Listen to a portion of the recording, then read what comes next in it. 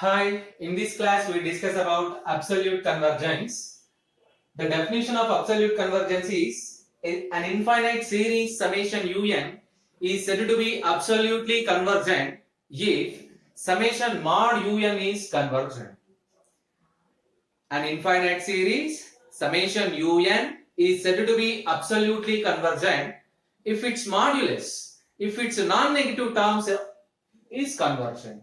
Summation mod un is convergent, then summation un is called absolutely convergent. Let us see one example, you can understand betterly. Consider the infinite series summation n is equals to 1 to infinity minus 1 power n minus 1 divided by 3 power n. This is nothing but 1 by 3 minus 1 by 3 square plus 1 by 3 cube minus and so on. Let it be summation un. The given infinite series can be treated as summation un is equals to summation n is equals to 1 to infinity minus 1 power n minus 1 by 3 power n. So take its modulus term. Summation mod un. Summation mod un. Summation n is equals to 1 to infinity modulus of minus 1 power n minus 1 by 3 power n. Modulus of minus 1 power n minus 1 becomes 1. Summation n is equals to 1 to infinity 1 by 3 power n. You observe that this is clearly a geometric series. Clearly a geometric series with common ratio 1 by 3. We know that the geometric series is convergent if the common ratio less than 1. Therefore, summation n is equals to 1 to infinity 1 by 3 power n is convergent. What it is? Summation mod un. Therefore, summation mod un is convergent.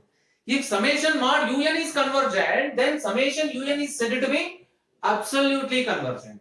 This series summation n is equals to 1 to infinity minus 1 power n minus 1 by 3 power n is said to be absolutely convergent. Therefore, if summation mod un is convergent, then summation un is said to be absolutely convergent. This is the definition and example. You know that for a series of positive terms, absolute convergence is nothing but convergence. For a series of positive terms, absolute convergence is nothing but convergence. Both coincides. Convergence and absolute convergence both coincides. One of the important theorem. Actually, in your class, I can explain in another way. Here, I can explain in different method. Absolutely convergent series is always convergent. Simple statement. An absolutely convergent series is always convergent. Suppose summation un is absolutely convergent. By definition of absolutely convergence, summation mod un is convergent.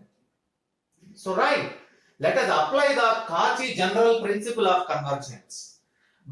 For any epsilon greater than 0, there exists a positive integer m such that mod un plus 1 plus mod un plus 2 plus and so on plus mod un plus p less than epsilon, because of summation mod un is convergent. Summation mod un is convergent. If you apply the Cauchy general principle for this modulus series, you get this mod un plus 1 plus mod un plus 2 plus and so on plus mod un plus p is less than epsilon for all n greater than or equals to m and p greater than 1. Now you observe that modulus of whole terms, sum of all these terms, modulus of un plus 1 plus un plus 2 plus and so on plus un plus p is always less than or equals to mod un plus 1 plus mod un plus 2 plus and so on plus mod un plus p. This is the general result. Mod x plus y is always less than or equals to mod x plus mod y. That is the result we use here. By applying Cauchy, therefore, mod un plus 1 and so on plus mod un plus p is less than n for all n greater than or equals to m and p greater than or equals to 1. By Cauchy general principle, summation un is convergent. Summation mod un is convergent implies summation un is convergent. It means every absolutely convergent series is convergent. You observe the proof in your notebook. There I can explain in different method. This is again a different method. You observe both the proofs and learn much more. That's all. Yes, the converse of this theorem is not true. What is converse of this theorem? What is converse of this theorem? A convergent series need not be absolutely convergent.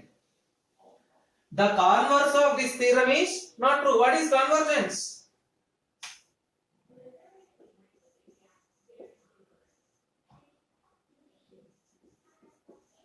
Converse of this theorem is not true. Converse of this theorem is not true. That is, a convergent series need not be absolutely convergent. Need not be absolutely convergent.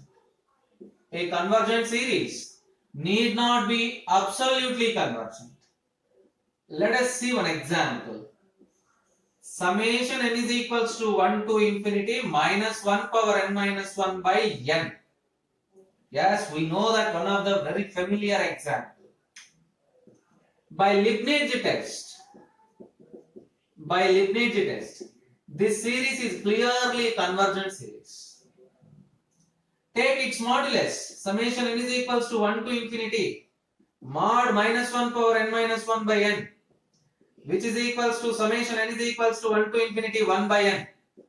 Comparing with summation n is equals to 1 to infinity 1 by n power p, we get p is equals to 1. By p test, summation 1 by n is divergent. You observe that what is summation 1 by n?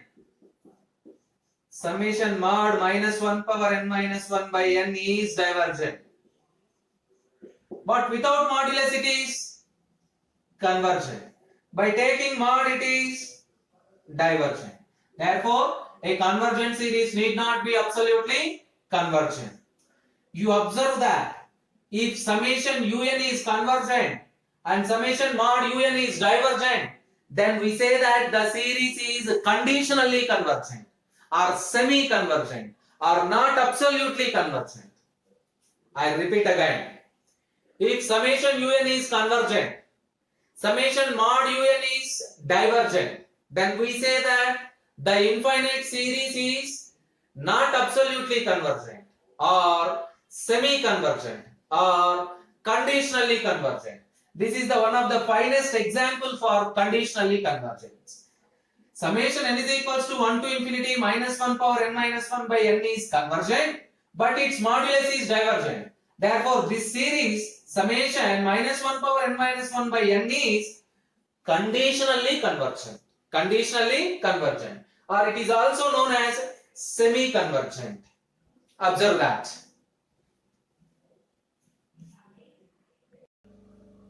Yes, next we see tests for absolute convergence.